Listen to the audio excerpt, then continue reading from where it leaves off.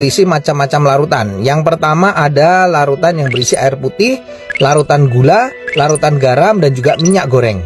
Dan masing-masing larutan nanti saya akan campurkan dengan sel darah manusia. Ini adalah darah manusia yang sudah ambil menggunakan jarum suntik. Nah, lalu saya akan teteskan pertama kali pada larutan yang pertama, yaitu air putih. Kalau kita perhatikan di sini darah dengan air putih langsung akan larut. Bahkan ini saya siapkan ada batang pengaduk, saya akan aduk sampai dengan merata, dan di bagian batang pengaduknya pun juga tampak bersih, tidak ada darah yang menempel. Ini artinya darah dengan air dia akan terlarut sempurna. Lalu bagaimana dengan larutan gula? Saya akan teteskan darah pada larutan gula.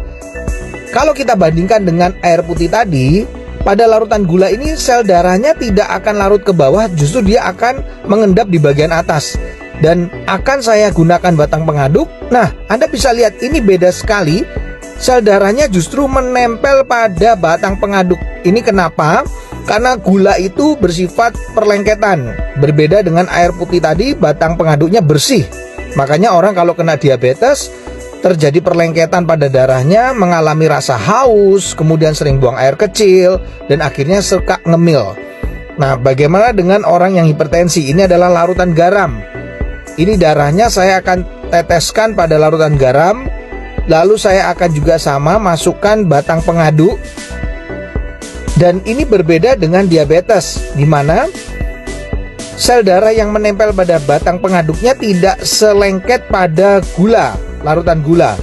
Tapi yang membedakan pada orang darah tinggi atau hipertensi yang terlalu sering makan asin-asin, ini kelihatan sel darah merahnya akan terurai, dia akan rusak, dia akan pecah. Makanya orang darah tinggi bisa mengalami pecah pembuluh darah. Yang terakhir saya akan teteskan darah ini di dalam minyak goreng. Nah, kalau saya teteskan ini langsung bisa terlihat sel darahnya nggak bisa larut, tidak juga ya mengendap di bagian atas, tapi justru menggumpal-gumpal. Ini membuktikan bahwa orang yang tinggi kolesterolnya akan mengakibatkan penggumpalan sel darah. Jadi sel darahnya akan menggumpal-gumpal, dan ini yang bisa menimbulkan penyumbatan pada pembuluh darah. Ini adalah percobaan sederhana yang saya lakukan dengan menggunakan 4 macam larutan yang berbeda. Semoga percobaan ini bisa menjadi inspirasi untuk kita agar tetap sehat.